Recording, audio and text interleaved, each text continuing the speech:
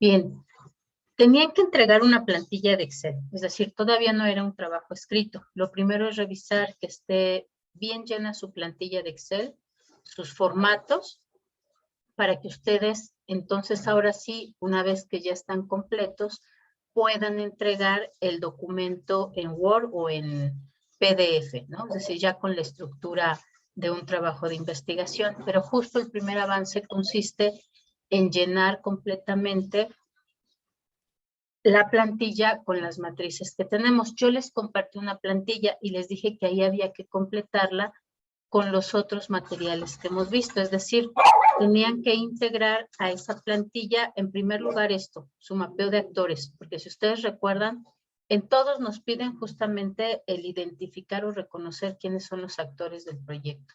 Tanto en la metodología que vimos de evaluación técnica, en la plantilla que vimos de la convocatoria de Focofest y también en lo que vimos para matriz de marco lógico. Entonces, ustedes tienen que elaborar esto, es decir, la plantilla se les dio para facilitarles a ustedes la elaboración de todos los cuadros que hay que realizar. Pero de todas formas, ustedes deben de integrar una plantilla completa. Es decir, había que colocar primero una portada en esa plantilla de Excel, después su matriz de actores, ¿no? Recuerden que esta ya la habían elaborado ustedes, ya habían identificado quién era el tipo de actor y el tipo de poder e impacto que podían tener. Entonces, eso era lo primerito que iba a llevar la plantilla. Después de eso, había que integrar las convocatorias del programa, que también les di completas ya las plantillas tal cual nos la proveen ahí, ¿no? Que una era esta de la solicitud de acceso, donde iba a tener toda esta descripción. No tenían que integrar lo de las personas, porque evidentemente, pues no necesariamente tenemos ahí a 5 personas integrantes, pero sí lo relativo a estos campos donde se describe de qué se trata el proyecto y esto que se refiere a la organización, ¿no? Que estaría llevándolo a cabo. Para complementar, por ejemplo, si ustedes ya tienen y pasar de una plantilla a otra, le dan aquí, por ejemplo, en esta pestaña en específico, ¿no? Que es la primera, clic con el botón derecho y le dan aquí mover o copiar. Nos dice, ¿qué quieres? ¿Cuál de todas? Ah, pues esta, la que dice general es la que quiero que copies. Quiero crear una copia. ¿Dónde la quieres mandar? Ah, pues a mi plantilla de segundo avance, porque ahí es donde voy a estar llenando todo. Y ya le ponen aquí, si quieren colocarla al principio, bueno, ahí que debe de ir al principio, o si quieren colocarla al final. Entonces la dejan ahí y le dan a aceptar. Y vean, en mi plantilla que les dejé yo, entonces ya me agrega estos campos que son los que yo tenía que agregar. Yo iba entonces aquí a agregar una nueva pestaña.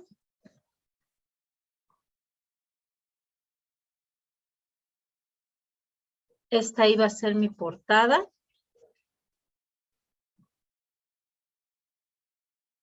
Después iba a agregar mi matriz de actores.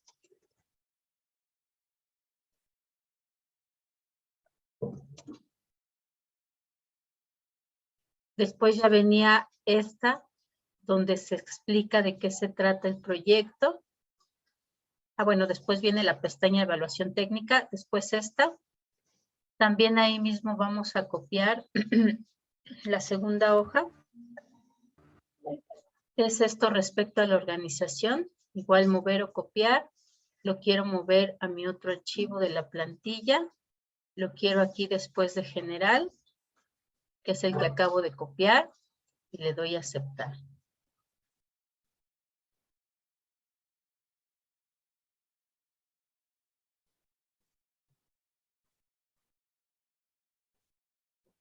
Y listo, ya está. Nada más lo acomodo. Este va acá. ¿Qué más iba a agregarle ahí? Del otro archivo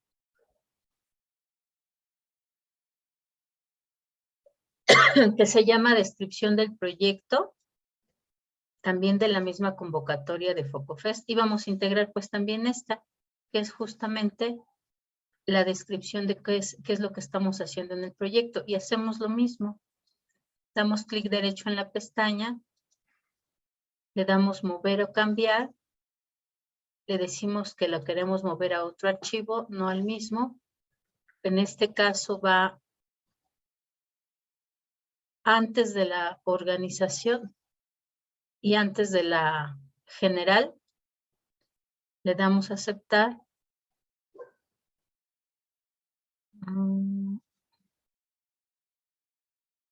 Okay.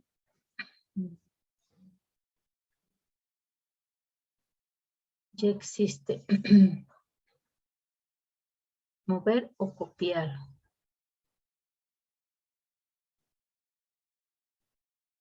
Bueno, por lo pronto le damos que sí. Y ya está aquí, descripción del proyecto productivo. Ya están los datos generales. Ya están los datos de organización. Ya tenemos aquí lo demás. Esto tenían que llenarlo todo hasta terminar la evaluación técnica.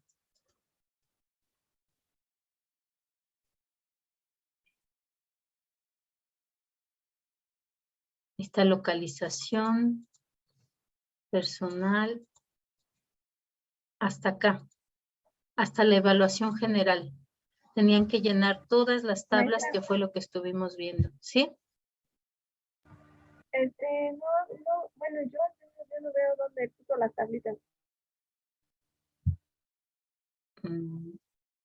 A ver, entonces déjeme dejar de compartir y vuelvo a compartir.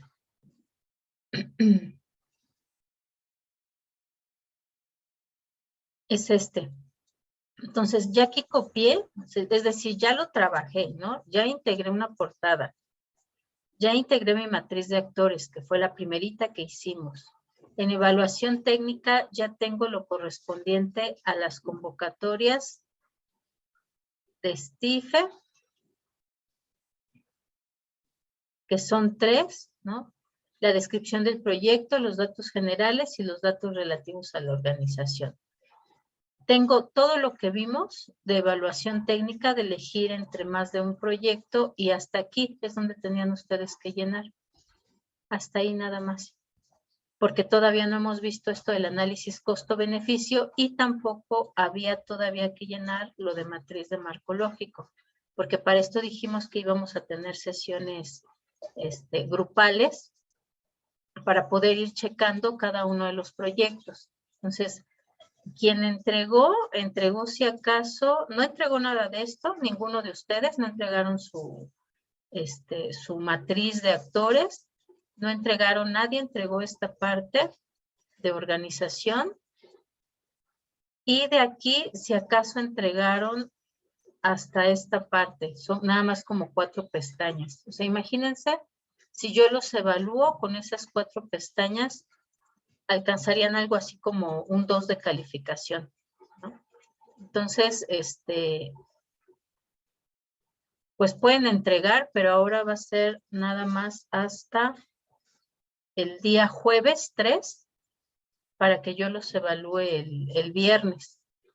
Porque pues si no puedo, además les digo, unos se entregaron en Word, otros entregaron esta plantilla pero incompleta, porque para el siguiente avance, entonces ahora sí ya van a entregar esta parte que es el número 2, el análisis costo-beneficio, y esta parte de la matriz de marco lógico.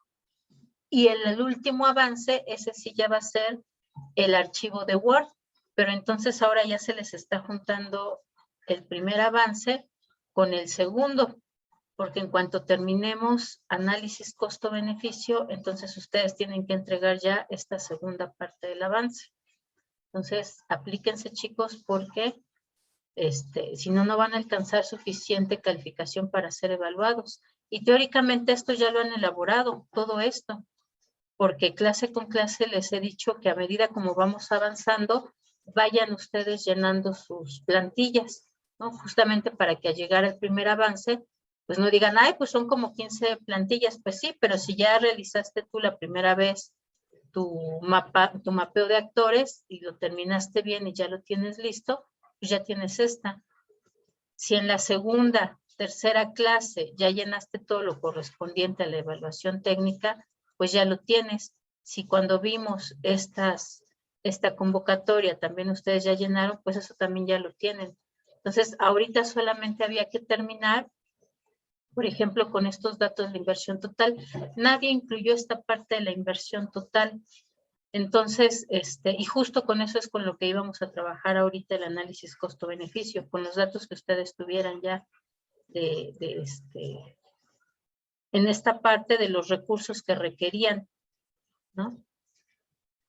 En la evaluación técnica. Entonces, ahorita vamos a tener que trabajar con datos, bueno, con otros datos, que es lo que ustedes van a ver cómo se va a hacer, pero entonces ya tendrán ustedes que integrarlo en esta parte de análisis costo-beneficio, ¿vale? Entonces, dejo de compartir. Y ahora sí, vamos a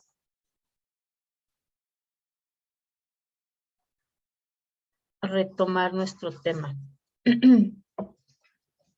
Ok, ¿dudas o preguntas de marco lógico, chicos?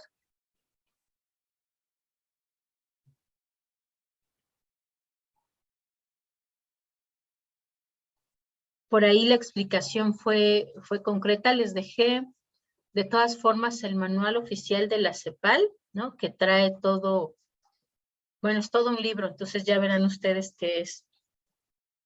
que puede haber mucha explicación de cada una de las partes. Es una herramienta sencilla porque es muy organizada y muy concreta, pero pues también, ¿no? Dependiendo del tipo de proyecto, la explicación puede ampliarse muchísimo. ¿Qué dudas o preguntas hay hasta aquí de matriz de marco lógico?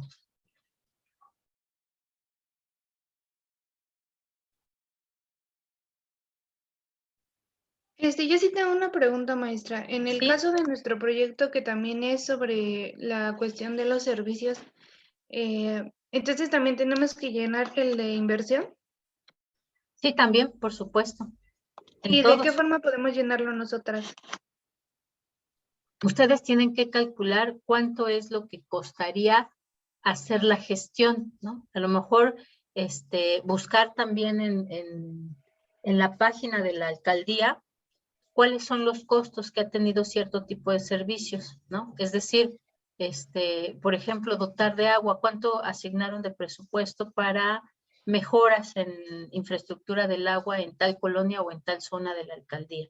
Entonces, hay que hacer siempre una propuesta porque si no, no van a poder hacer ustedes este análisis costo-beneficio.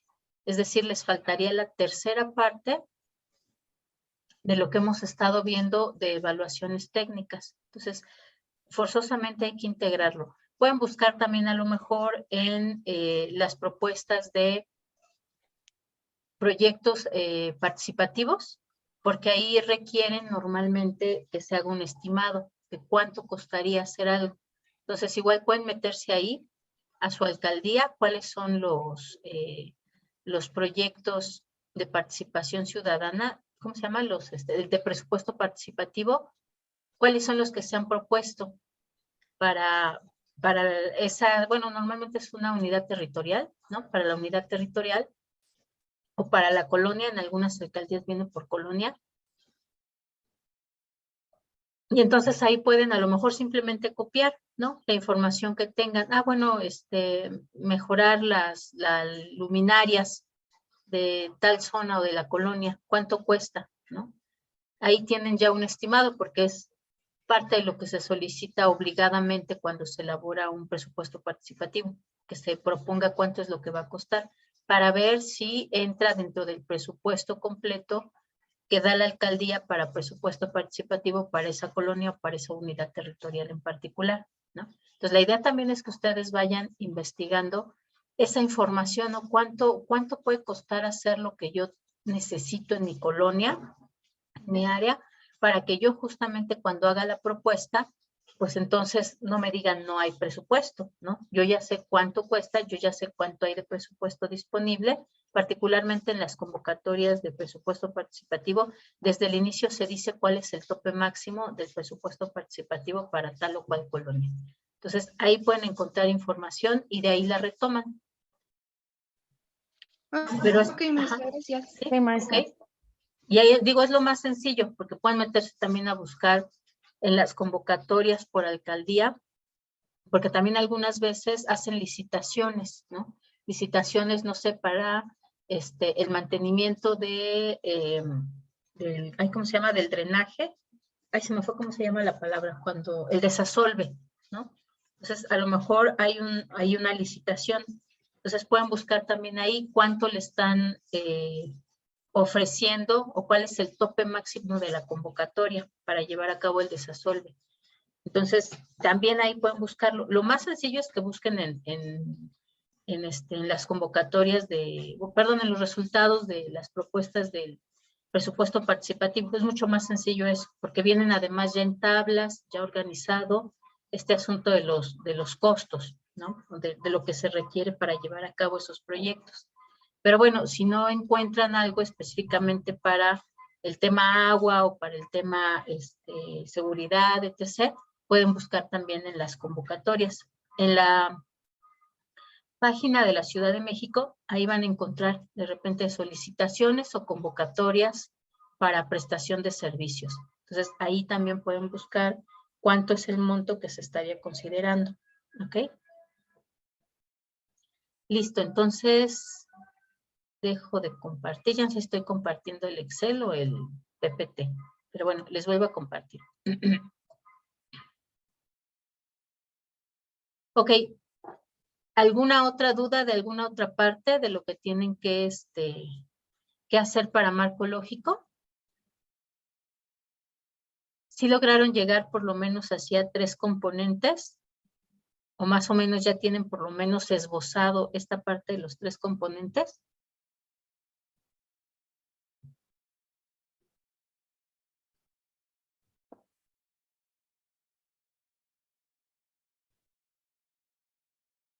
Ok, bueno, les dejé ya también ahí a ver, déjenme ver si sí, porque según yo ya había integrado la liga de los apuntes para que ahí pudieran consultarlo. Pero déjenme ver.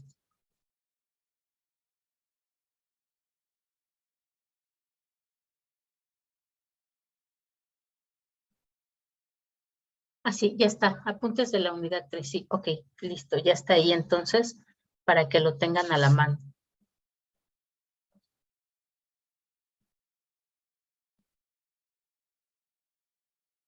Ok, para esta semana, pues yo creo de una vez lo establecemos, ¿no? Para hacer la sesión por equipo, para las dudas. Déjenme ver de una vez, aquí está mi horario.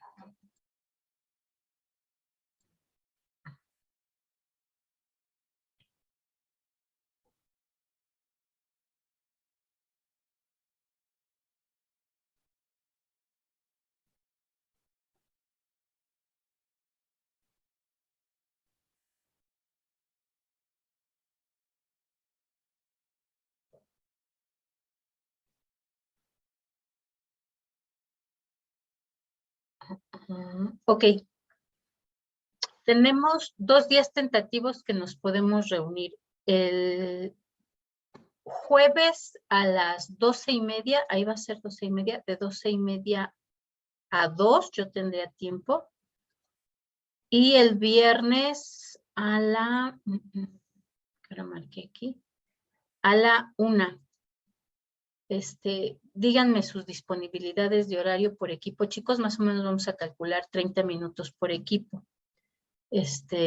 ¿A qué hora podrían? Por lo menos que sean 2 miembros de un equipo para que chequemos con ustedes qué es lo que llevan de matriz de marco lógico, lo ajustemos y si ya empezaron a llenar también lo que vamos a ver hoy de análisis costo-beneficio, pues también para irlo revisando.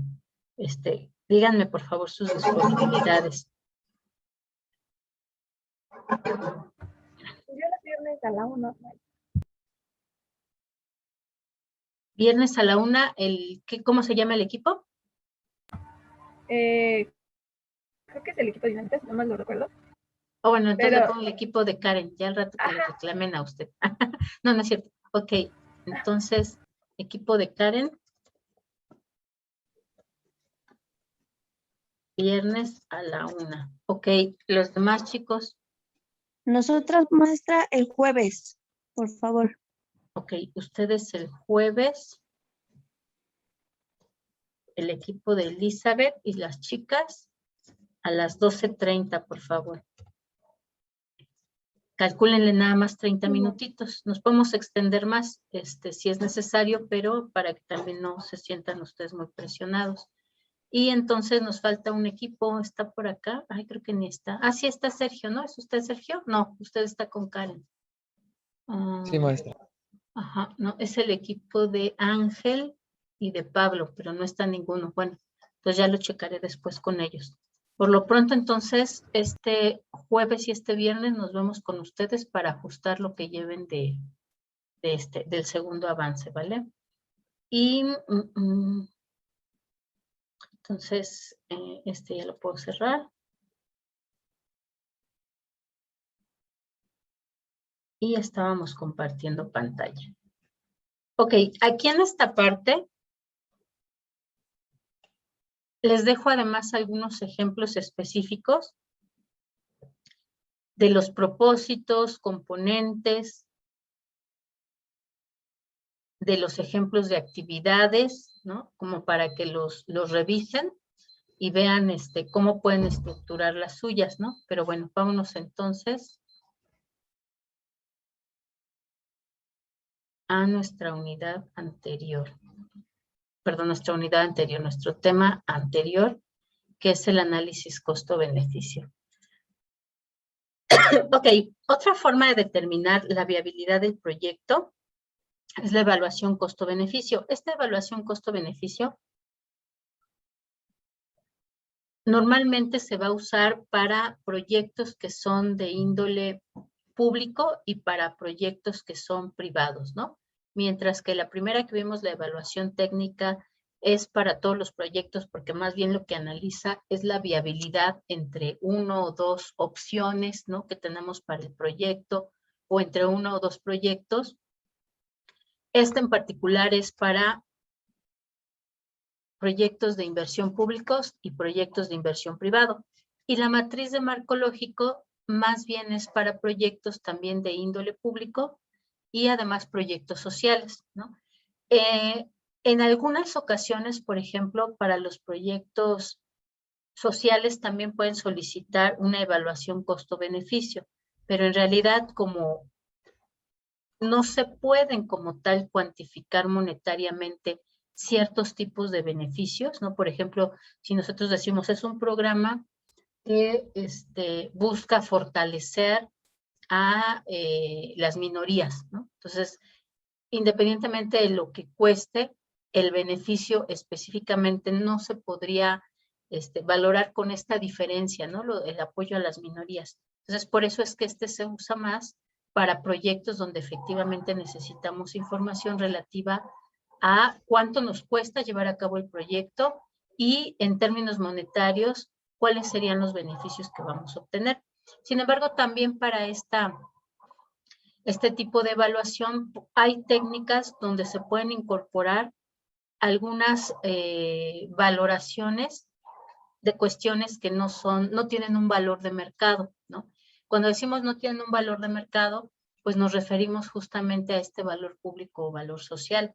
Si nosotros queremos integrar dentro de los beneficios, por ejemplo, el beneficio que nos da una empresa privada, un proyecto privado, bueno, pues será la utilidad que genera, ¿no? O el número de empleos que genera, o la cantidad de impuestos que tiene que pagar, ¿no? Suponiendo.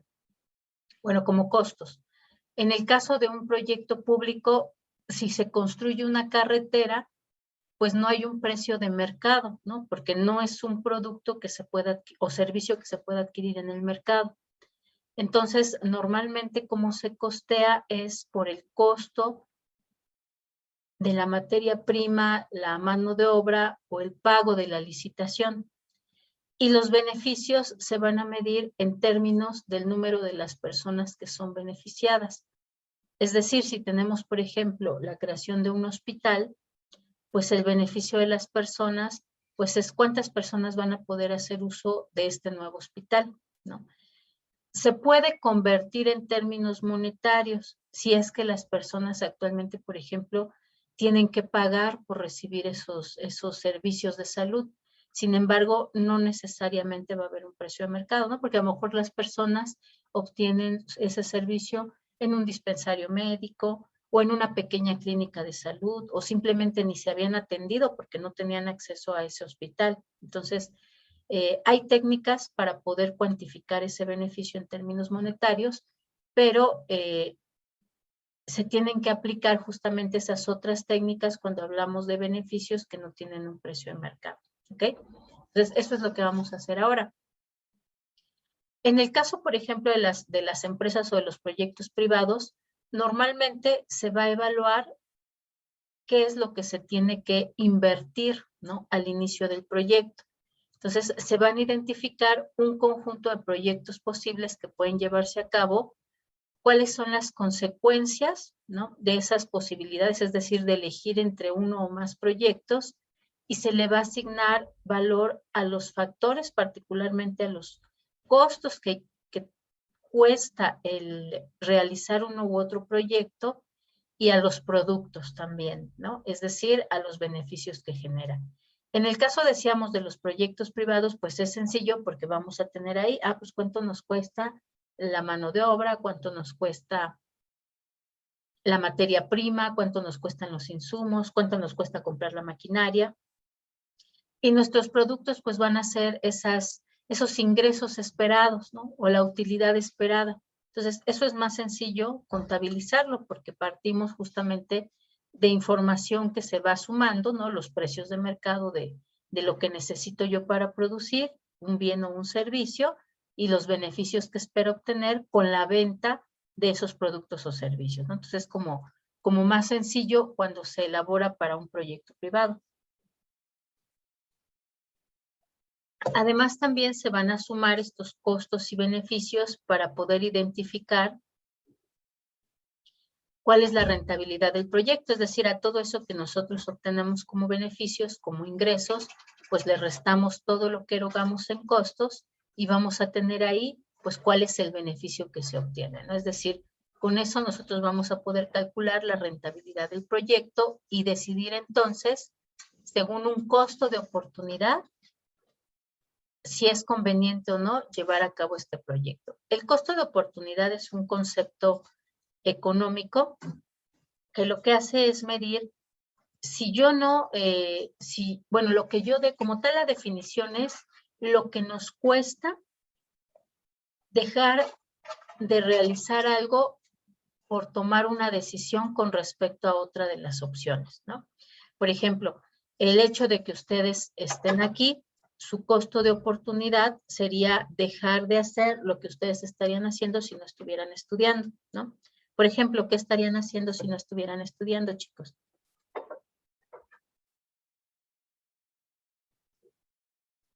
Por ahí, Sergio, ¿qué estaría usted haciendo? Trabajando. Trabajando, por ejemplo, ¿en qué?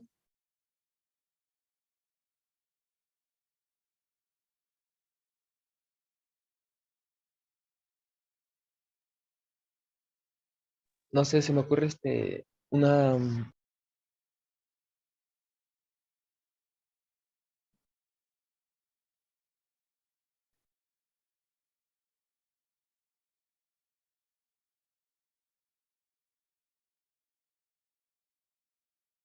Imagine usted dónde En una organización.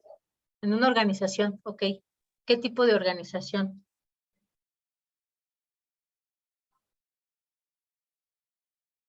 Sí, principalmente trabajando en una organización gubernamental. Ok, por ejemplo, en una organización gubernamental, ¿no? Supongamos que es no sé, en la Secretaría, ¿qué será? De obra, ¿no? De la ciudad. Y supongamos que ahí ganara usted unos 12,000 pesos, ¿no? Como todavía no tiene licenciatura, entre comillas, ¿no? Pues no puede ganar el máximo salario que es el del secretario de ahí, de la Secretaría de Obras, ¿no? Supongamos un trabajo así decente, bueno, unos 12,000 pesos mensuales. Esos 12,000 pesos mensuales es su costo de oportunidad, es lo que está usted dejando de ganar o de obtener o de percibir por dedicarle este tiempo a sus estudios, ¿no? A ver, por ejemplo, por ahí, Kimberly, ¿qué estaría usted haciendo si no estuviera tomando clases? Pues yo creo que igual trabajando, maestra. Ok, y por ejemplo, ¿trabajando en qué? Pues yo creo que de comerciante. Ok, comerciante, ¿no? Y pongamos así un negocio súper bueno, ¿no? Supongamos algo de comida. Y que ganara usted, o bueno, lo que usted quiera, ¿no? Pero que ganara usted, no sé, unos 20,000 pesos al mes ya libres para usted, ¿no?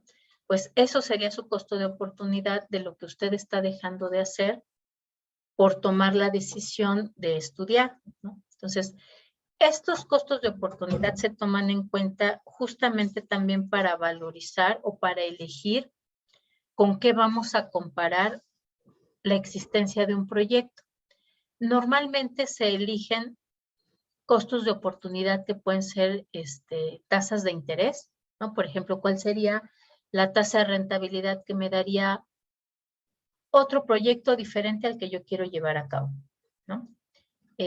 O, por ejemplo, ¿cuál sería la tasa de interés que me daría si yo meto mi dinero en el banco, ¿no? En el libretón, bueno, nos dan el 0.001%. Pero, por ejemplo, ¿no? Si yo invierto en CETES, ¿no? Que además tiene menos riesgo porque solamente meto mi dinero y espero a que me den mis intereses, ¿cuánto estaría yo ganando ahí y cuánto estaría yo ganando al realizar un proyecto privado, ¿no? Entonces, ese sería el costo de oportunidad, la tasa de interés de una cuenta bancaria o la tasa de interés de los CETES, de los certificados de la tesorería, que es eso, pues es una inversión que le permite al gobierno recaudar fondos para llevar a cabo sus proyectos y después nos pagan un interés por recibir eso, ¿no? Otro costo de oportunidad, pues sería, bueno, si yo quiero poner este negocio, por ejemplo, ¿no? Entre ustedes, bueno, ¿qué hago? ¿Me meto a trabajar a una institución de gobierno o me meto a trabajar poniendo mi propio negocio? Pues resulta que si me meto a una institución de gobierno y no tengo todavía licenciatura, pues a lo mejor me pagan 8,000 pesos, 10,000 pesos, ¿no? Pero si yo pongo mi propio negocio, pues obviamente arriesgo más, porque pues yo voy a estar ahí esperando a que a ver si llegan los clientes, si hay no, si me cierran por pandemia, si puedo pagar toda la maquinaria y el equipo que necesito, ¿no? Es un mayor riesgo, pero también entonces lo que yo espero recibir pues va a ser mucho mayor que si solamente me empleo como trabajador en una institución de gobierno, ¿no? Es decir, para que yo acepte el correr esos riesgos, pues entonces yo espero también recibir un mayor ingreso, ¿no? Entonces, mi costo de oportunidad de decidir entre trabajar en una institución de gobierno o poner mi negocio de comida, pues sería justamente para el caso, si yo elijo poner mi negocio de comida, mi costo de oportunidad serían esos 10,000, 12,000 pesos que yo podría ganar como trabajadora en una institución de gobierno. Si yo elijo trabajar en la institución de gobierno, pues esos 12,000, 10,000 pesos serán lo que yo voy a ganar y mi costo de oportunidad es lo que yo dejo de ganar por poner mi propio negocio de comida, ¿no? Es decir, mis 20,000 pesos libres mensuales, ¿no? Ese es el concepto de costos de oportunidad para que vean que incluso el tomar decisiones pues tiene un costo, ¿no? El hecho de que ustedes decidan estar estudiando ahorita, pues es porque consideran que a futuro van a obtener muchos mejores ingresos que si ahorita ya se ponen a trabajar, ¿no? Es decir, pues esperamos por lo menos ganar más de esos 10,000, 12,000 pesos, porque entonces ya con mi título de licenciado en desarrollo comunitario, pues yo puedo trabajar en una institución de gobierno o en una ONG donde me paguen más de 10,000, 12,000 pesos, ¿no? Donde yo pueda ganar 15,000, 20,000 pesos, 25,000. si yo decido estudiar ahora en vez de poner mi negocio de comida, es uno, porque a lo mejor deseo poner un negocio que además no corra tantos riesgos, porque yo voy a saber conducirlo de una forma con más rentabilidad y con menor riesgo. Entonces, en vez de poner solamente un pequeño negocio de comida, pues a lo mejor incluso pongo un restaurante completo, ¿no? Y entonces, pues no va a ser suficiente que yo perciba al mes 20,000 pesos. Yo querré un ingreso mucho mayor porque va a ser un restaurante hecho y derecho, ¿no? O si decido poner, ¿qué será? O si decido inclusive trabajar en el gobierno, pues yo espero tener un puesto mejor, ¿no? Pues a lo mejor un jefe de departamento, un director de área, un secretario de gobierno, ¿no? Y entonces obviamente lo que espero es obtener también un mayor ingreso porque ya estoy preparado, estoy capacitado para eso, ¿no? Entonces, pero por lo pronto su costo de oportunidad, pues eso que están dejando de ganar por decidir estudiar una licenciatura. ¿Sí queda más o menos claro este concepto de costo de oportunidad?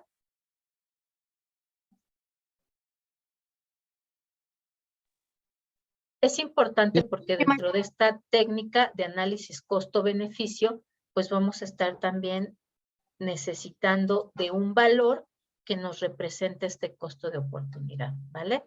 Ok. Entonces, para evaluar los proyectos públicos también se realiza este mismo procedimiento de cuantificar los costos, de cuantificar los beneficios. Si no tienen precio de mercado esos beneficios, entonces se estima con otro tipo de valoraciones. Los vamos a ver también. Y una vez que ya tenemos calculados o valorizados en términos monetarios esos costos y beneficios, pues entonces vamos a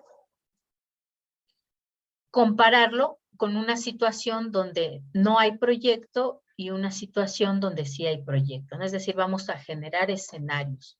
¿Qué es lo que sucedería si no se lleva a cabo el proyecto?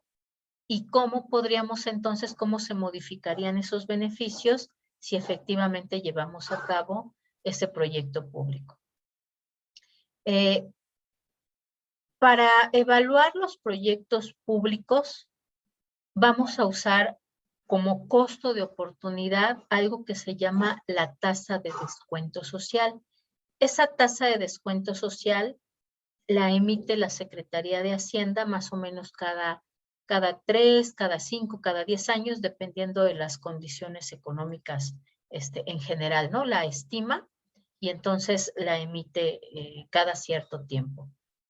Y para los proyectos que son privados, ya decíamos, pues la tasa que se va a usar para valorizar como costo de oportunidad, pues puede ser la tasa de rendimiento de otro proyecto, puede ser los certificados de la tesorería, que es como una tasa general, ¿no? Que se usa mucho para comparar posibilidades de inversión, o si hay una realidad en que yo podría elegir, no sé, tengo unos 200,000 pesos para poner un negocito.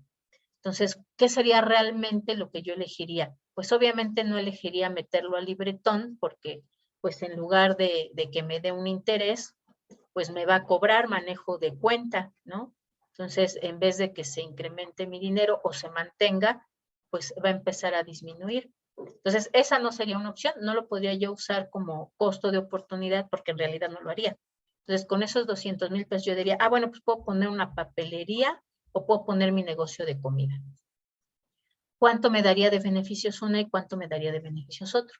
O bueno, pues tengo dos opciones, puedo usar ese dinero para poner mi negocio de comida o mejor lo meto a un fondo de inversión que me dé una tasa de rendimiento mensual y pues así no arriesgo nada, ¿no? Entonces eso sería también, por ejemplo, un verdadero costo de oportunidad, que es lo que yo realmente haría si no pongo si no llevo a cabo este proyecto privado o este proyecto público.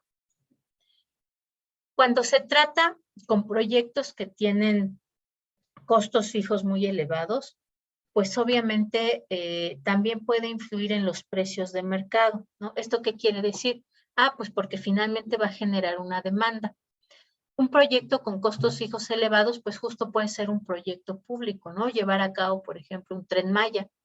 Eso eleva como tal, o bueno, puede impactar también en los precios de mercado, ¿no? En los precios, por ejemplo, de los materiales, del cemento, del hierro y el acero, del mercado que puede ser nacional o que puede ser dentro de la zona donde se está llevando a cabo el proyecto, ¿no? Nunca se había, por ejemplo, demandado la cantidad de cemento que ahorita se debe de estar demandando en esa zona para llevar a cabo este proyecto del Tren Maya, ¿no? Entonces, eso a su vez genera que se modifiquen los precios de mercado en la zona. Pues a lo mejor ahorita las personas que pensaban construir su casita o a lo mejor construir un hotelito, híjole, pues ya les está saliendo más caro el cemento porque casi todo el cemento de la zona pues lo está comprando el Tren Maya, ¿no? Entonces, cuando hay proyectos que tienen elevados costos fijos, pues pueden influir en esos precios de mercado y vamos a buscar que su valor marginal, es decir, el costo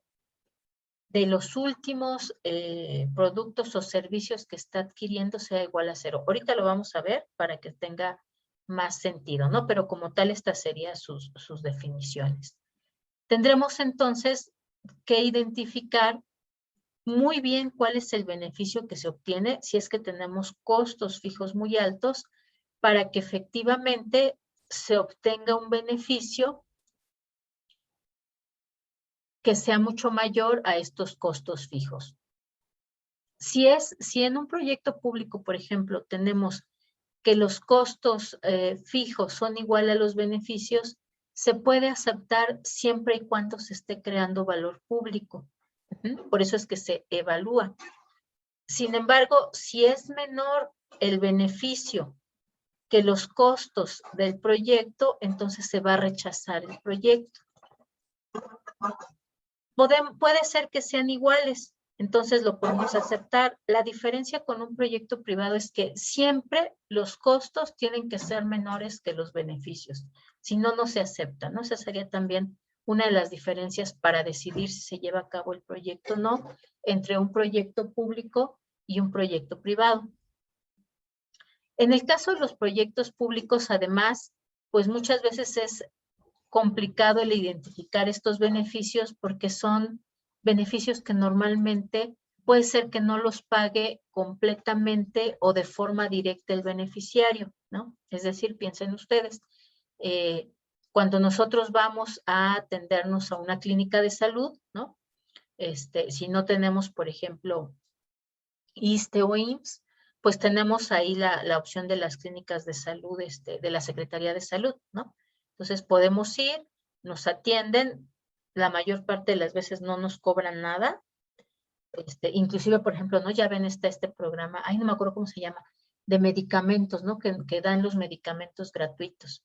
Entonces, se puede participar de esos beneficios sin tener que pagar su precio, ¿no? No se paga por esos medicamentos, no se paga por esa consulta. Sin embargo, si hay alguien que lo está pagando, es decir, el conjunto de la comunidad o de la sociedad, con el pago de sus impuestos, está pagando esos servicios de salud para las personas que no tienen IMSS o ISSSTE.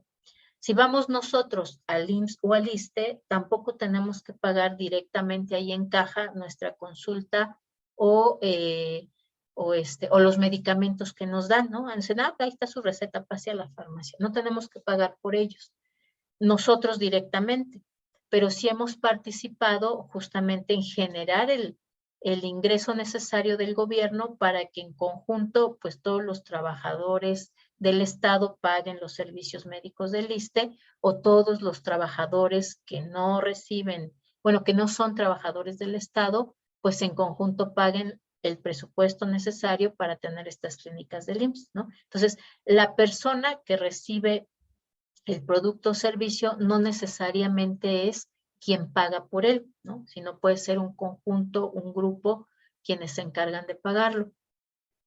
Entonces, para poder identificar ese valor, ¿no? Y poderlo cuantificar aquí en los beneficios, si es que no están pagando, si pagan por el servicio, pues eso se va sumando como el ingreso que puede tener la empresa, ¿no? Pero si no es una empresa, si es un ente público, entonces hay que identificar cuánto sería monetariamente esos beneficios. En este caso, ¿no? Tenemos un ejemplo de que se tiene un puente, ¿no? Y no se paga como tal peaje por ese puente. Si se pagara el peaje, pues ya podemos determinar cuál es el beneficio monetario, ¿no? Pero en este caso, bueno, para estimarlo, lo que se va a usar es la diferencia entre la cantidad que estaría dispuesta a pagar, ¿no? Esas personas que transitan por ese puente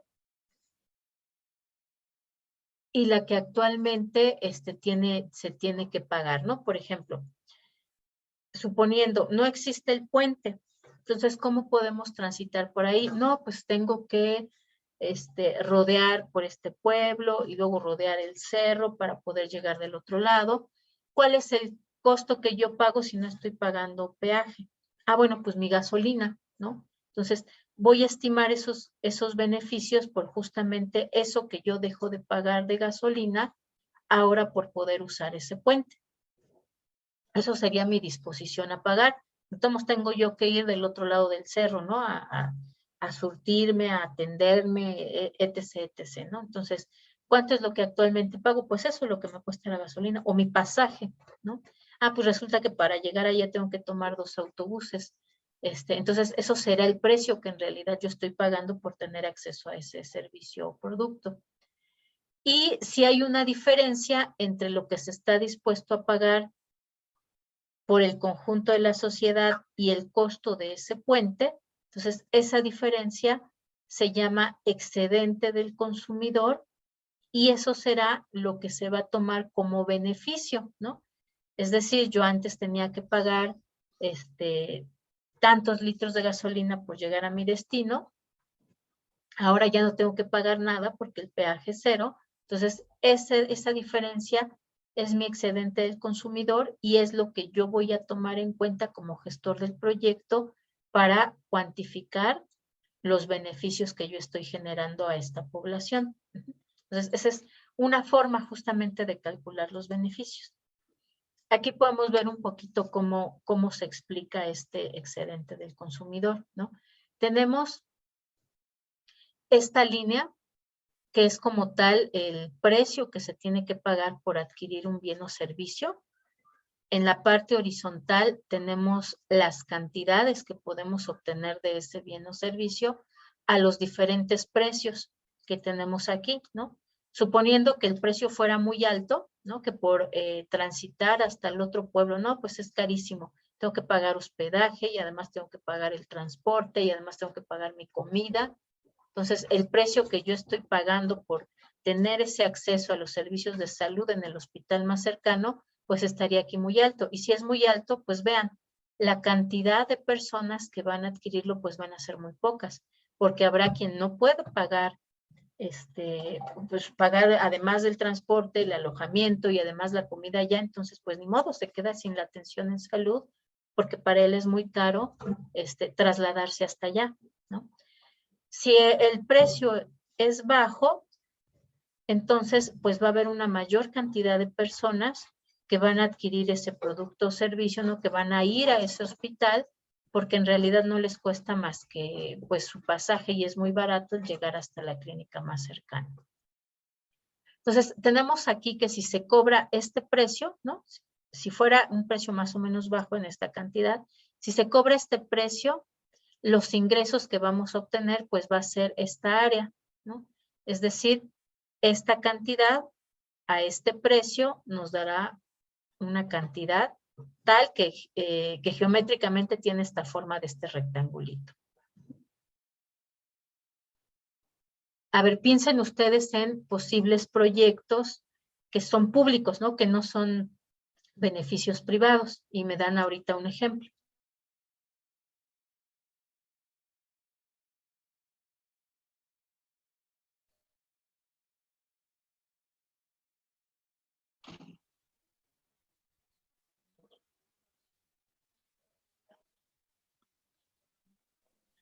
Ok, Un proyecto listo. Ajá. podría ser el Pilares, maestra. Ok, por ejemplo, ¿no? Exactamente, ¿no? Un proyecto como Pilares. Si nosotros vamos a acceder a los servicios que dan los talleres, las asesorías, es gratuito, ¿no? A nosotros no nos cobra nada directamente. Sin embargo, sí tiene un costo, porque le tienen que pagar a los instructores, le tienen que pagar pues los materiales que se requieren, ¿no? Ahorita, por ejemplo, que hacen los talleres Zoom, bueno, pues se requiere de que tengan Perdón, chicos, me desconectó mi internet. Les vuelvo a compartir pantalla. Acá estaba. Ok, listo. Entonces decíamos que si no, un buen ejemplo es lo que nos da pilares. Suponiendo que vamos a un curso de idiomas, ¿no? Que estamos tomando un curso de idiomas ahí en pilares. Si como tal nosotros tuviéramos que pagar por ese curso de idioma en una escuela privada, pues a lo mejor ese curso de inglés nos costaría, no sé, pongámosle 3,000 pesos el módulo, ¿no? Bueno, más baratito, 2,500 pesos el módulo. Entonces, a ese precio, ¿no? Nosotros adquiriríamos esta cantidad. Si Pilares no nos cobra, pues entonces va a haber más gente, y por eso es importante aprovechar estos servicios que nos dan de forma gratuita por parte de gobierno, ¿no? Si es gratuito, pues entonces seguramente más personas estarían dispuestas a tomar ese mismo taller de inglés, ¿no? Entonces, la cantidad, en lugar de ser esa de ese triangulito, perdón, de ese rectangulito, sería así. Una mayor cantidad de personas estarían dispuestas a tomar no me deja, a tomar esos cursos de idioma, pues porque son muy baratos, ¿no? Es más, si no se paga nada, podría ser hasta acá, que nada más considere el costo de trasladarnos al Pilares más cercano, ¿no? Y entonces sería esta área, este rectangulito, lo que se estaría adquiriendo de este servicio, ¿no? Tenemos entonces que este triangulito formado por A, E y F, que tenemos acá, será el excedente del consumidor si no se paga nada, ¿no? No pagamos nada, es Pilares, esto será nuestro excedente del consumidor, lo que se beneficia las personas por tomar su curso gratuito de inglés. Pero si se le empieza a poner un precio, ¿no? Ah, bueno, pues ¿sabes qué? Que sí ya vas a tener que pagar en el Pilares una cuota simbólica, ¿no? Vas a tener que pagar 20 pesos por clase. Ah, bueno, pues no es tan caro, sí. Sin embargo, a lo mejor habrá personas que digan, híjole, no, pues yo ni 20 pesos tengo para pagar por clase, porque yo vengo de muy lejos y pues ya tengo que pagar mi pasaje, ¿no? Entonces, pues no, ya no me queda, o me transporto o pago mi curso económico de Pilares. Entonces va a haber una menor cantidad de gente que tome ese curso en Pilares, ahora que le cobran una cuota de recuperación, y entonces este triangulito, que es más pequeño, será el excedente del consumidor. Ah, no, pues que desaparecen los cursos de Pilares y ya nada más se toman los cursos en el Anglo, ¿no? Pues entonces habrá una menor cantidad de personas, ¿no?, que estudien inglés, pues porque es bastante caro ahí en el Anglo, creo que cobran como 6,000 pesos el módulo, ¿no? Entonces, una menor cantidad que estaría aquí sería ahora el número de personas que efectivamente estudiarían inglés, porque pues es muy caro pagar ahí un curso en el Anglo, ¿no? Entonces, eso que está ahí, a partir del precio, es lo que vamos a llamar o a considerar nuestro beneficio del consumidor. Tenemos entonces, ¿no? Por eso aquí nos señala A, B y P sería el excedente del consumidor si se tiene que pagar este precio. Y obviamente este triangulito ABP es más pequeñito que nuestro triángulo AEF, porque en este caso sí hay un precio. De tal forma entonces que esta diagonal que tenemos aquí, pues se va convirtiendo también en esta curva de demanda, ¿no? Es decir, a diferentes precios va a haber diferentes cantidades de servicio de producto que se demandan dependiendo de la capacidad o del poder adquisitivo que tienen las personas. Y nos va a indicar esta curva, bueno, así dicen los economistas, esta curva que en realidad ustedes ven una recta, ¿no? Van a decir, ¿dónde veo una curva? Bueno, es que teóricamente debe de ser una curva. Pero bueno, esta curva entonces nos va a indicar la cantidad que demandan, ¿no?, las personas a cada precio. El conjunto, ¿no? Aquí vamos a hablar del conjunto de la sociedad. Esto que decíamos, pues si no se paga nada, pues esta cantidad de personas van a demandar este producto o servicio.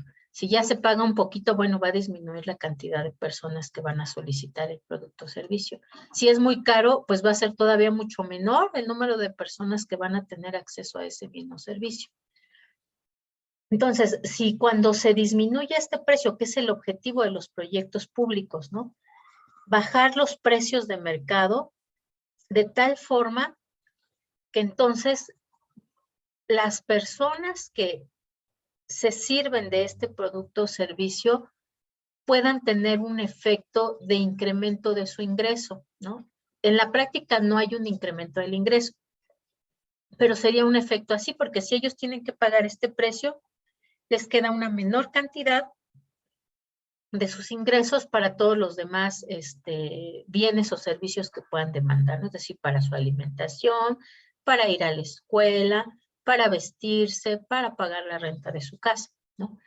Entonces, el objetivo es que si se disminuyen de esos precios de mercado a precios que sean más bajos, que sean solamente simbólicos, o inclusive que no tengan un precio directo a quien lo va a consumir, entonces está obteniendo un mayor bienestar las personas porque pueden acceder a esos servicios sin necesidad de desembolsar una parte de lo que ellos reciben como ingreso, ¿no? Entonces, su ingreso pues lo pueden seguir dedicando a consumir bienes de mejor calidad o de mayor cantidad. La diferencia entonces entre esta curva de demanda compensada y no compensada se le va a llamar efecto renta. ¿Qué quiere decir esto de la diferencia de curva de demanda compensada y no compensada? Pues esta diferencia que hay entre no tener que pagar o pagar un precio bajo por ese bien o servicio y lo que se tendría que pagar a precios de mercado si es que no hay un proyecto público que provea ese bien o ese servicio. Y decíamos, pues eso va a generar como si fuera un incremento del ingreso, que se le llama renta, ¿no?, de los consumidores. Entonces, cuando tenemos esa situación de decidir, bueno, entonces que se construya o no se construya el puente, pues tenemos, ¿no?, que obviamente los precios o los costos de construcción del puente debe de compararse con ese beneficio que le genera a los consumidores, ¿no?, o a la población. Es decir, debe ser mucho mayor ese excedente del consumidor, es decir, esos beneficios que lo que cuesta el puente.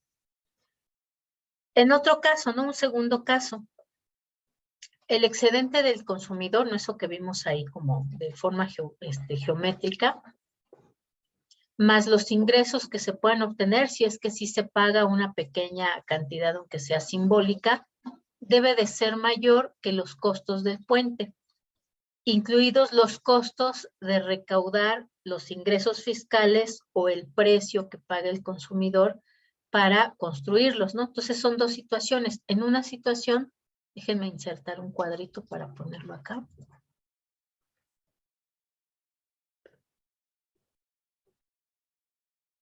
No es comentario, ya me equivoqué.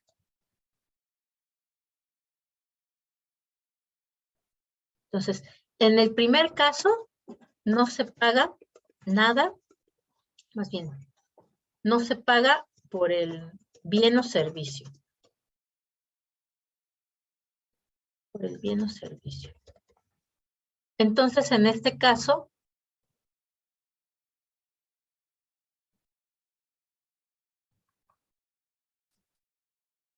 el excedente del consumidor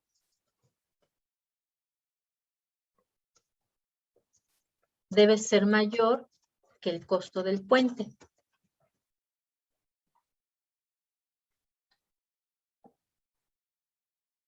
Si se paga, aunque sea una cuota simbólica, entonces simplemente se va a sumar el costo del puente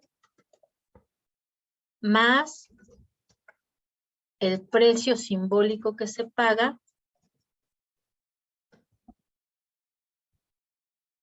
debe de ser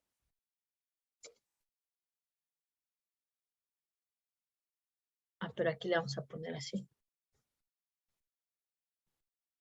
Debe de ser menor que los beneficios que generan, ¿no? Beneficios que generan. Y acá también le vamos a poner así.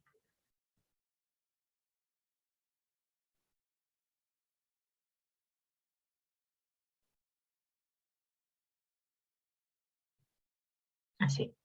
Ok. Más o menos, ¿queda claro esta parte?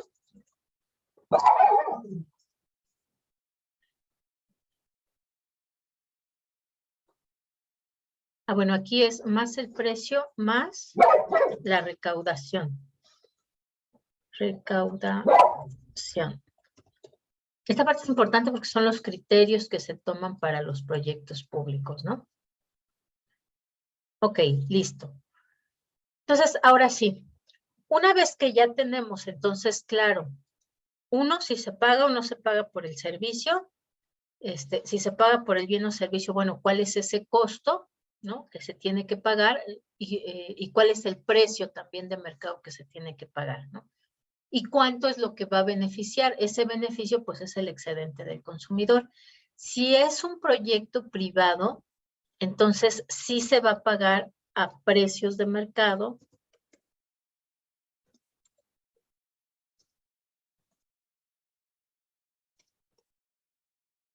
Por ese producto o servicio, ¿no? Que se adquiere. Entonces, el excedente del consumidor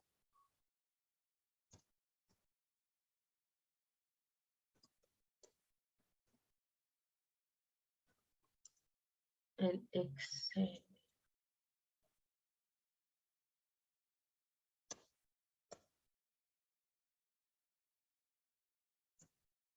Se va a medir o va a ser igual a ese precio de mercado. Por eso les digo, es más sencillo en un proyecto privado cuantificar los costos y beneficios que en un proyecto público, ¿no? Entonces, una vez que nosotros ya tenemos estos datos, ¿cuánto nos cuesta generar el proyecto y cuáles son los beneficios que se tienen? Entonces, ahora sí podemos aplicar esta técnica del análisis costo-beneficio. ¿Qué es lo que va a hacer? Bueno, va a medir cuál es el aporte neto del proyecto. En términos financieros lo va a medir si es un proyecto privado y en términos de aporte neto si es un proyecto de bienestar social, pero habrá que valorizar este beneficio o bienestar social para poder hacer la comparación, ¿no? Que ya dijimos que entonces se va a medir de dos formas. Si se paga un precio simbólico, pues tendrá que ser los costos más el precio simbólico.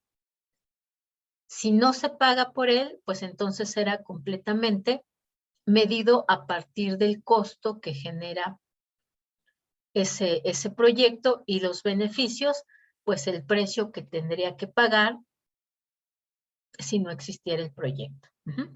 Y nos decimos aquí beneficio neto o aporte neto, porque lo que vamos a hacer es comparar justamente esos costos y esos beneficios.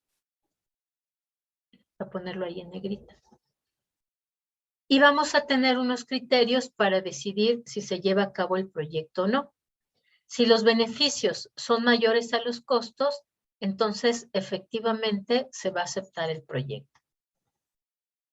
Se puede expresar también así como un índice o un indicador, ¿no?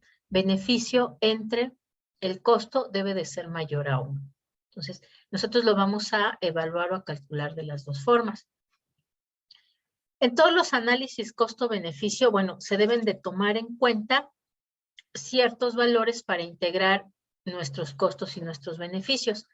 En primer lugar, se tiene que tomar en cuenta esos costos y beneficios en el momento en que ocurren.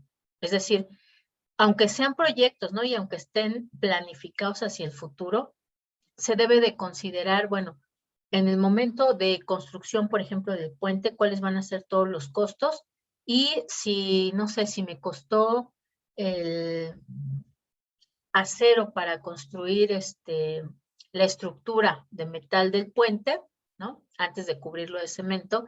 Si ese lo compré a inicios del año y me costó mucho más barato que lo que ahorita está el precio de mercado, de todos modos yo debo de valorizarlo a cómo me costó en el momento en que lo desembolsé o en el momento en que lo adquirí.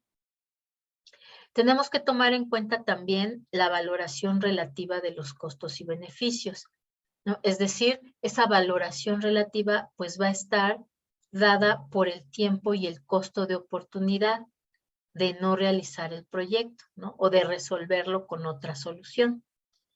Tenemos que tomar en cuenta también la valoración de qué tan riesgosos son esos resultados.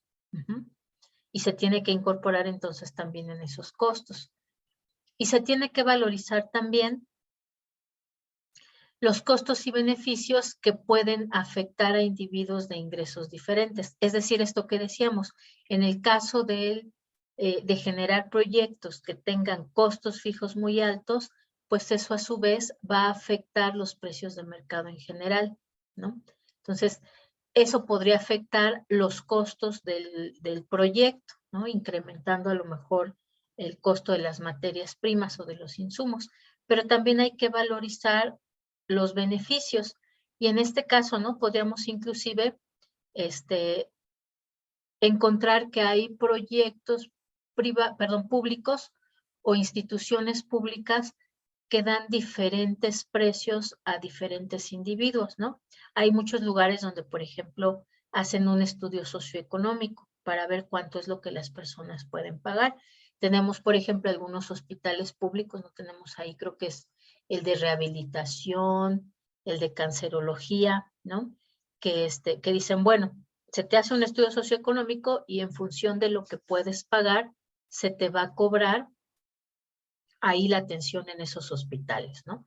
Entonces, también esos beneficios pues van a afectar de forma diferente a personas de diferentes ingresos.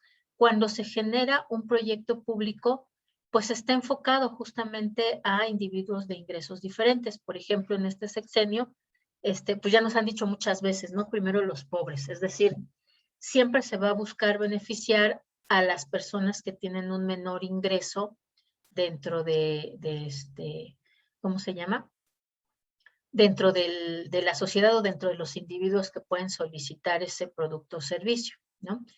Sin embargo, bueno, el papel del Estado efectivamente es atender primero a los más desprotegidos, pero también su papel es generar beneficios para personas de diferentes ingresos, ¿no? Porque si no, imagínense, todos los hospitales se crearían en Guerrero, en Oaxaca, que son los estados con menor nivel de ingreso, con población más vulnerable, y pues nadie nos crearía hospitales en las ciudades, ¿no? Donde hay un ingreso más elevado de los individuos. Entonces, pues los gobiernos tienen que atender a toda la población, ¿no? Y dentro de esa población, pues vamos a tener justamente ingresos diferentes. Entonces, hay que valorizar también cómo se afecta o se beneficia a esas personas con ingresos diferentes. Luego, entonces, para decidir qué proyecto se debe de realizar entre dos opciones que podemos tener, pues se va a elegir, se va a aplicar esta evaluación costo-beneficio, ¿no? Y vamos a compararlo con estos valores. De tal forma, entonces, que se va a elegir el proyecto que genere una mayor cantidad de beneficios.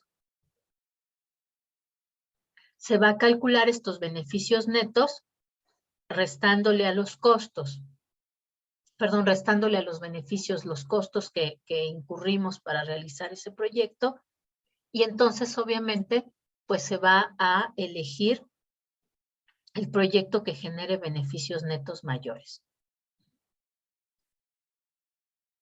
Para calcular ese análisis costo-beneficio, bueno, vamos a tener que ver algunos conceptos, porque se calcula a partir del valor presente de los ingresos y el valor presente de los egresos.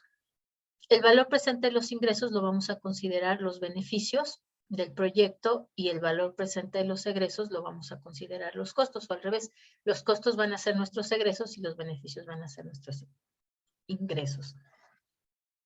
De tal forma entonces que esa comparación se va a realizar a partir del valor presente.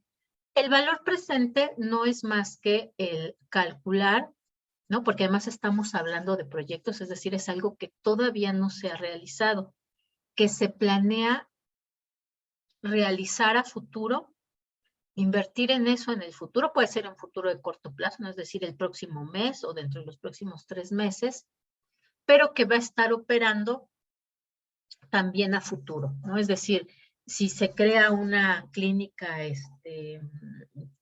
bueno, un hospital, ¿no? Este ejemplo del hospital, un hospital que esté cerca de la comunidad para que podamos atender un mayor número de personas con estos servicios médicos especializados, pues obviamente a lo mejor nos tardamos, ¿en qué mes estamos? Estamos en mayo, ¿no? A lo mejor nos tardamos, supongamos, ¿no? Los siguientes meses de este año. Y va a empezar a operar hasta enero del año 2022. De tal forma entonces que durante mayo, junio, julio, agosto, septiembre, octubre, noviembre y diciembre, nosotros vamos a estar incurriendo en costos, ¿no? Es decir, vamos a estar pagando, pues ahora se compra el terreno, y luego pues se ponen los cimientos, y luego pues se mete la infraestructura de agua y drenaje, y luego pues ya se construye el edificio, ¿no? Es decir, a lo largo de todos esos meses se van a estar incurriendo en costos. De tal forma que tenemos costos en diciembre, tenemos costos en noviembre y esos costos los vamos a traer al presente. Es decir, ¿a cuánto serían pesos y centavos si hoy lo realizamos? Lo mismo que los beneficios se van a ver hasta enero, no se van a ver en este momento, se van a ver hasta enero. Entonces, lo que tenemos que hacer es calcular esos beneficios del año 2022 más el 2023 más el 2024, normalmente se evalúan a 5 años, pero puede ser a mayor tiempo, pues vamos a calcular los beneficios que tendríamos en el futuro, pero los vamos a tener que traer a valor presente, ¿no? Es decir, a precios y centavos del momento actual para efectivamente poder hacer esta comparación. Para hacer esta comparación o traer del futuro esos precios de los beneficios y esos precios de los costos, pues vamos a usar esta fórmula para calcular en ambos, que no es más que la fórmula de la tasa de interés compuesto. Es la misma.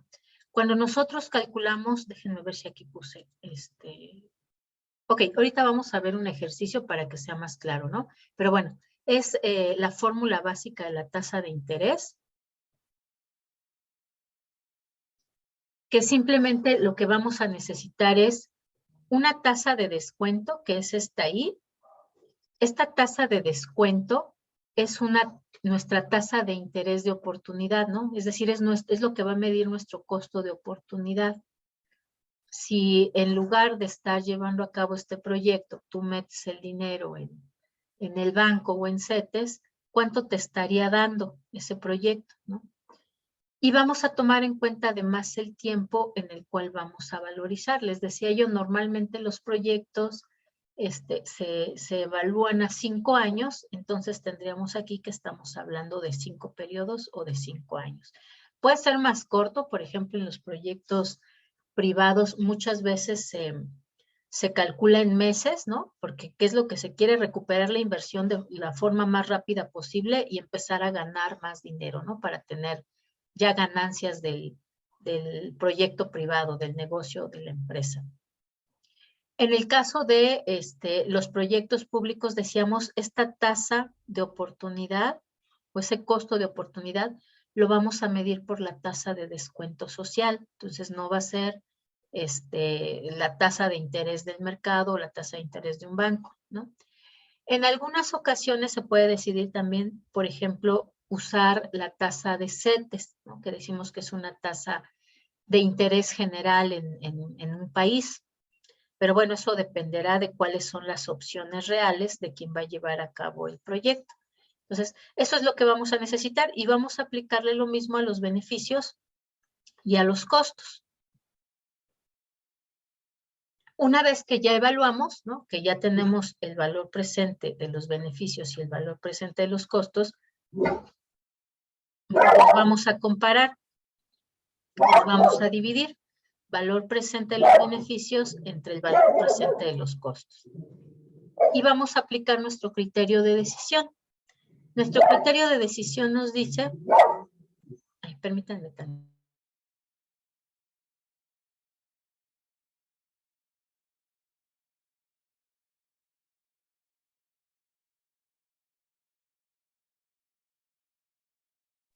Listo, perdón.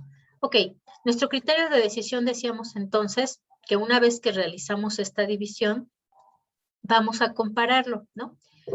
Si esta relación beneficio-costo nos da mayor a 1, vamos a considerar que el beneficio neto es evidente, ¿no? Es decir, mis beneficios son mayores que mis costos, ¿no? Si mi numerador es mayor que mi denominador, pues entonces mi resultado va a ser mayor a 1. Entonces, aquí puedo considerar que el valor presente de los beneficios, pues es mayor al de los costos, por lo tanto, entonces, se va a aceptar el proyecto. Si nuestra relación costo-beneficio es menor a 1, quiere decir que el proyecto no está generando beneficios netos a la sociedad, ¿no? Son mayores los costos. El beneficio, el valor presente de los beneficios, aquí está mal, aquí es menor. Es menor que el de los costos, es decir, mi numerador va a ser mayor que mi denominador y entonces el resultado va a ser menor a 1 y entonces no estoy generando valor o beneficios netos para la sociedad. Por lo tanto, el proyecto se va a rechazar. Si mi relación beneficio-costo es igual a 1, quiere decir que estos dos valores son exactamente igual, ¿no? El valor presente de mis beneficios es igual al valor presente de los costos, por lo cual puedo decir que es indiferente, ¿no? El realizar o no. Es decir, puedo realizarlo o puedo no. Y ahí más bien va a depender de cuál es el objetivo, ¿no? Si es un proyecto público, aun cuando sean iguales, quiere decir que si por lo menos los beneficios alcanzan a cubrir mis costos, entonces puedo decidir si llevarlo a cabo, ¿no? Pero si tengo otra opción que me dé una relación costo-beneficio mayor a 1, entonces yo voy a optar por la que me da una relación costo-beneficio mayor a 1, no por la que me da igual a 1, ¿ok? Si es así, como esta situación, ¿no? Igual a 1, pues no va a ser atractivo en cuanto a beneficios financieros para un proyecto privado, ¿no? Para un proyecto público sí, pero aún así si es un proyecto público, pues entonces vamos a decidir por la solución que me dé unos beneficios mayores que los costos. Entonces, si tenemos varias posibilidades de solución, es decir, varios proyectos que pueden resolver el mismo problema, entonces se va a elegir la opción donde esta relación costo-beneficio sea mucho más alta. Particularmente, si tenemos inversiones iniciales que son muy diferentes, entonces obviamente mis resultados de valor presente neto de beneficios y de costos también van a ser muy diferentes. Entonces, lo que se va a tomar aquí como criterio de decisión es que efectivamente los costos cubran esos beneficios y mientras más altos sean los beneficios con respecto a los costos, pues será considerada una mejor solución para la realización de mis proyectos, ¿no? Ok, vamos a hacer entonces este ejercicio para que ustedes vean cómo se va a calcular, ¿no? Estos datos que tenemos aquí son los flujos de un proyecto, ¿no? Es decir, este proyecto nos va a costar inicialmente o una inversión inicial de 100 pesos. Supongamos el puente, ¿no? Del que estamos hablando.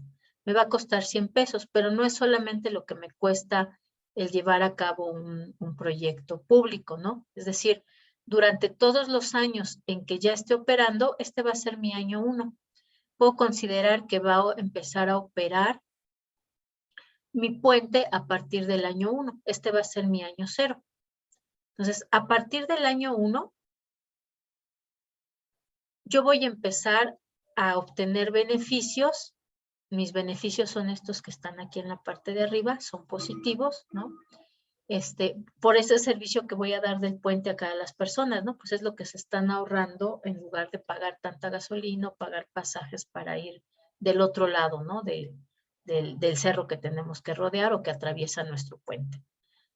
Pero además también voy a estar teniendo costos, es decir, los costos de mantenimiento del puente, porque creo el puente, pero además necesito darle mantenimiento, ¿no? Para que no nos pase lo que pasó con el metro de la línea 12, ¿no?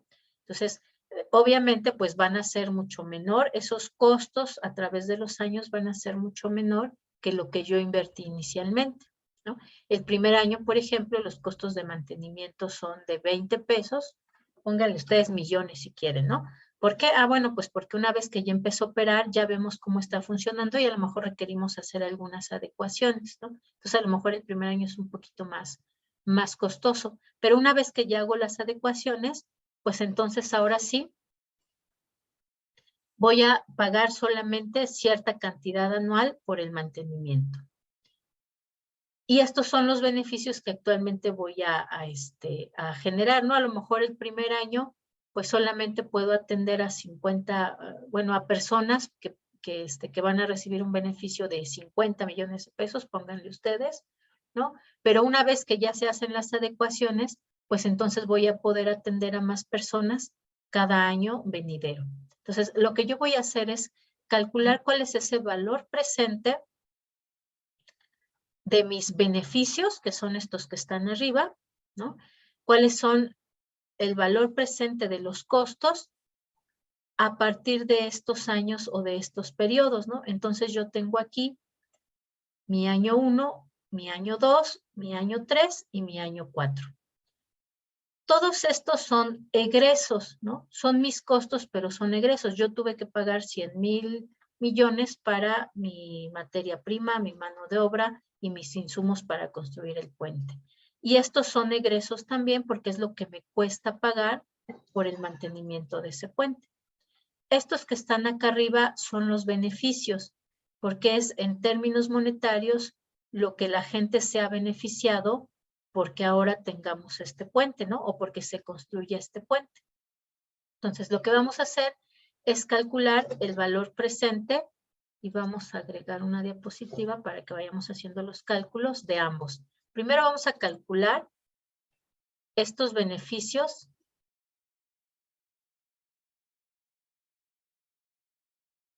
el valor presente de los beneficios, ¿no? Y decíamos, usamos esta fórmula, que es la fórmula de la tasa de interés compuesto, para poder conocer el valor presente de estos flujos futuros. Entonces, vamos a traer todos estos valores a cuánto cuesta hoy en día o cuál es el precio hoy en día de esos beneficios.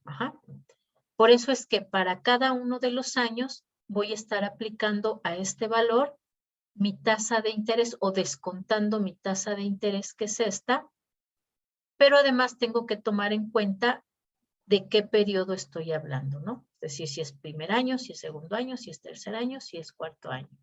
Entonces, vamos a calcularlo aquí. Mi tasa de interés no lo dice, pero una vez que vemos estos flujos, sabemos que mi tasa de interés o mi tasa de descuento, ¿no? Porque ya dijimos que puede ser tasa de interés si es proyecto privado o tasa de descuento social si es un proyecto público, es del 20%.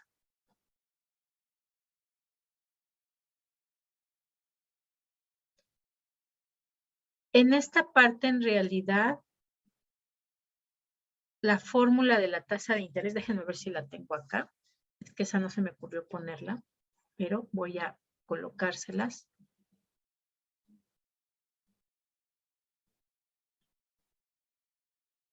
Eso está en acá.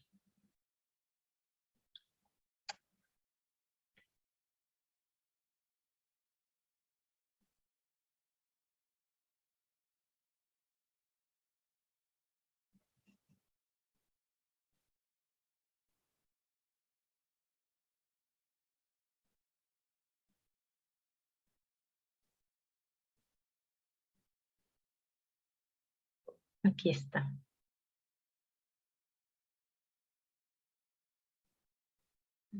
Vamos a pasar estas dos por si tuvieran duda. Estas dos diapositivas.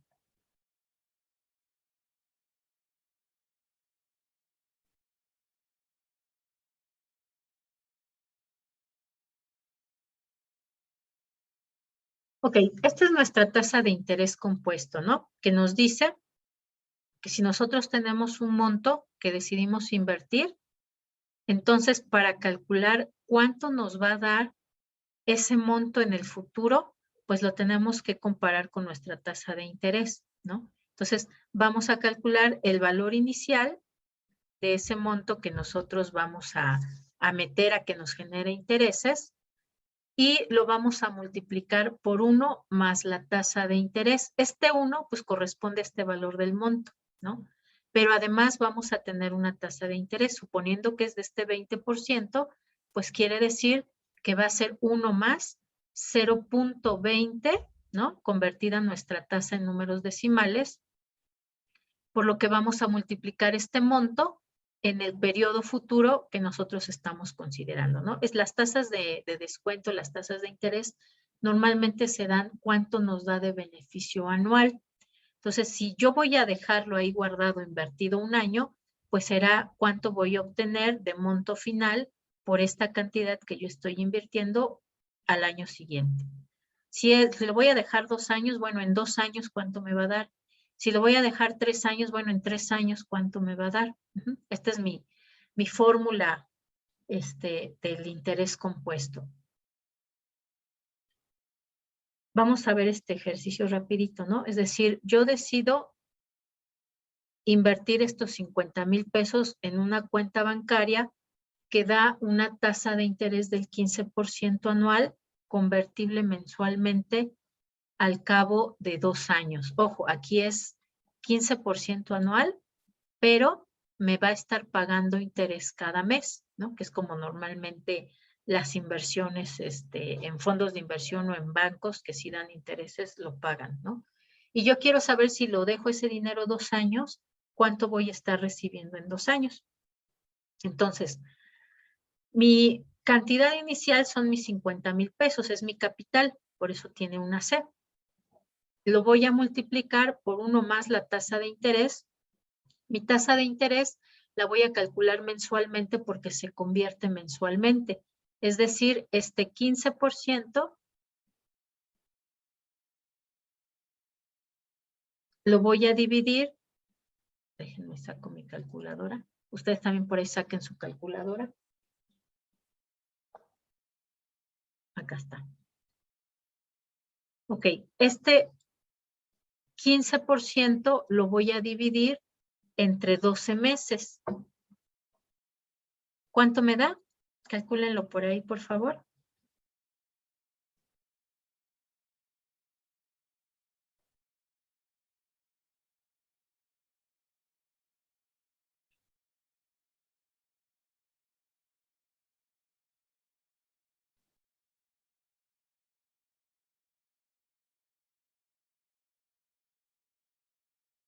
¿Cuánto les dio, chicos?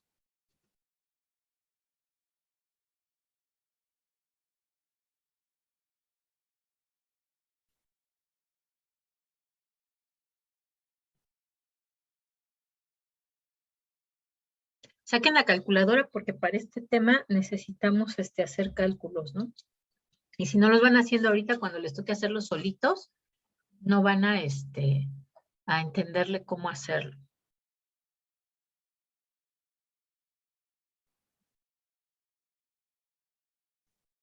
Ok, bueno, 15 entre 12 me da este valor, 0.0125, ¿no? Es decir, me da 1.25, pero es por ciento, ¿no? 1.25 por 100 para convertirlo en decimales.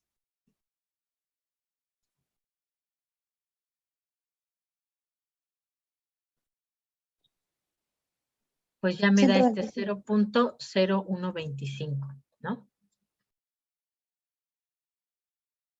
Entonces, esa sería la tasa de interés mensual que me está pagando este banco cada mes. Entonces, con esto es con lo que voy a multiplicar. Entonces, será 1, que ese 1 pues son mis 50,000 pesos más ese porcentaje que me va a dar mi tasa de interés. Y lo pongo a 24 meses porque me dice que es capitalizable mensualmente. Y 2 años, pues tienen 24 meses, ¿no? Si fuera solamente capitalizable anualmente, entonces aquí coloco mi 0.15, que es mi tasa de interés, y aquí sería solamente al exponente 2, ¿no? Pero en este caso me está diciendo que es capitalizable mensualmente. Entonces, realizo yo la operación, ¿no? Aquí ya estoy entonces, en realidad estoy disminuyendo, perdón, reduciendo mi ecuación. Entonces puedo decir, en lugar de 1 más esto, pues directamente ya le dejo 1.0125 a la potencia 24, ¿no? Esto va a ser igual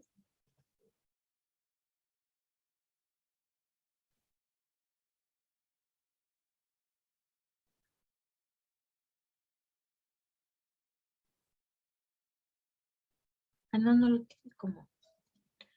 Ok, vamos a ponerle entonces aquí el igual, nada más para copiarlo.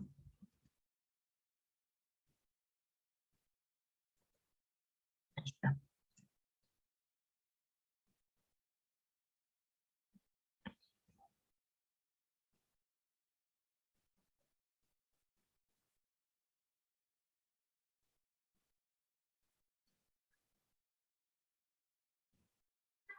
Ok, por favor, calcúlenme este valor al exponente 24. Me dicen cuánto les da.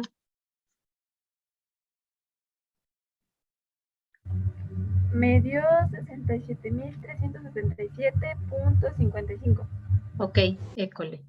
Listo, ¿no? Entonces, eso quiere decir que dentro de 2 años, si yo dejo ahí el dinero y no saco ni el interés ni nada de mi monto, al cabo de 2 años yo voy a tener 67,367.55 pesos. Esto más bien es llevar el valor presente de mis 50,000 pesos a calcularlo como sería en el futuro, ¿no? Entonces, usando esta misma fórmula de la tasa de interés, es que yo voy a hacer lo contrario. En lugar de calcular el valor presente de mis 50,000 pesos y ver cuánto vale en el futuro, lo que voy a hacer es ver esos 67,367.55 pesos. Si yo los traigo al presente, pues entonces, ¿cuánto va a valer? Aquí ya sé, ¿no? Vale 50,000.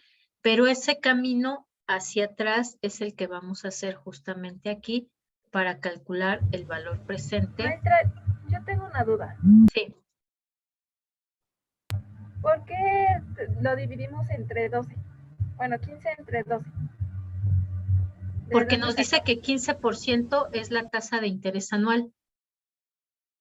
Es decir, al año me pagaría el 15%, pero es convertible mensualmente. Entonces, tengo que saber yo mensualmente cuánto me va a estar dando de interés. Y es justamente un interés compuesto porque después del primer mes ya no se calcula la tasa de interés sobre los 50,000 pesos, sino que se va a calcular sobre los 50,000 pesos más el interés que me dio ese mes. Vamos a hacer una tabla, por eso nos falta, una tabla de amortización.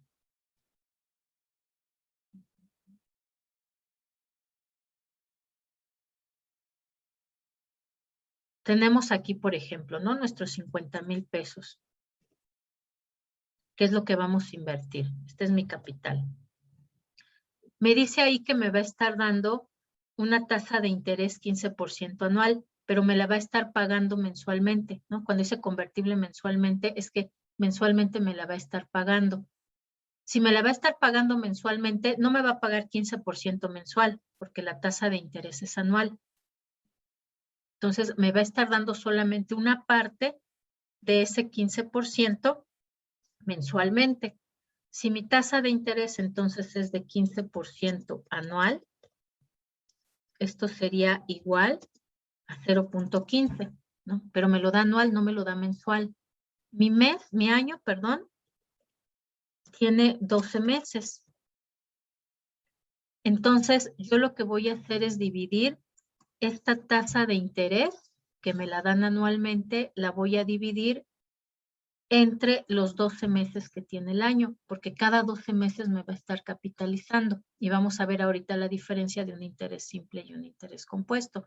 Si me pagara un interés simple, es decir, al final del año me paga estos 15,000 pesos anuales, vamos a hacer esto, pero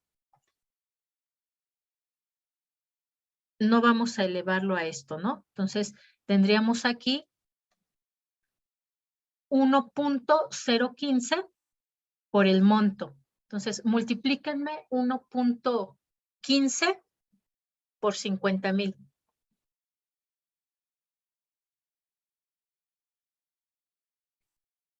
¿Cuánto les da? 57,500. Ok, 57,500. Eso me estaría pagando al terminar el año si no es capitable mensualmente, ¿no? Solamente me daría al final pues el 15% sobre mis 50,000 pesos. Esto es una tasa de interés simple. Pero aquí me dice que se capitaliza mensualmente, es decir, mensualmente me va a estar dando una cantidad. Ya dijimos entonces que es 0.15 entre 12 y nos daba 0.125, ¿así? Chéquenme por ahí, por favor. Sí, maestra, sí es así. Ok. Eso quiere decir que multiplíquenme, por favor, 50,000 por 1.0125.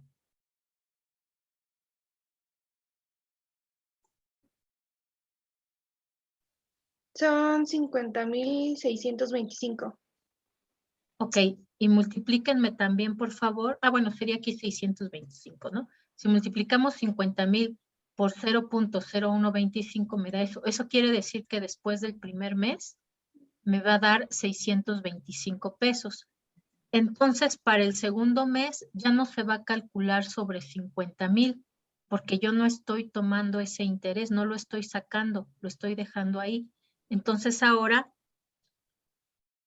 se va a calcular como si mi capital fueran 50,625. Multiplíquenme ahora 50,625 por 1.0125.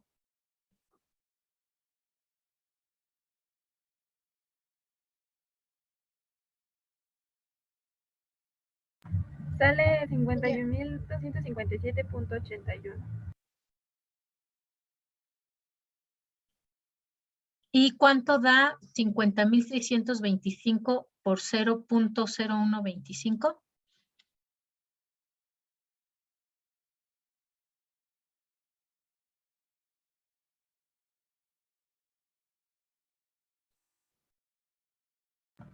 Sale 632.81. Ok, vean, ¿no? Si me pagara nada más, ¿no? Y aquí vemos la diferencia, por eso la diferencia de estos montos. 67,367, bueno, lo voy a copiar. Esto es después de 2 años, ¿no? Me va a pagar esto. Y aquí está la diferencia, ¿no? Porque después del primer mes me está pagando una tasa de interés sobre este monto que es el capitalizable. El que ya se capitalizó, no me lo está pagando sobre 50,000 pesos, me lo está pagando sobre 50,625. Por eso es que si yo recibiera una tasa de interés simple, al final del primer año me estarían pagando 57,500, ¿no? Al final del segundo año, pues me agregarían otros 7,500. ¿Cuánto sería esta suma, chicos?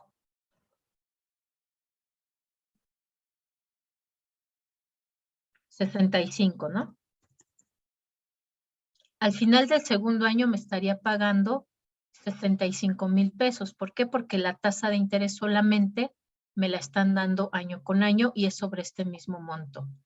Si yo tomo una tasa de interés compuesto, quiere decir que a medida que yo vaya dejando ahí los intereses que me está pagando, ahora va a recalcular esa tasa de interés sobre este nuevo monto capitalizable, no sobre este, ¿no?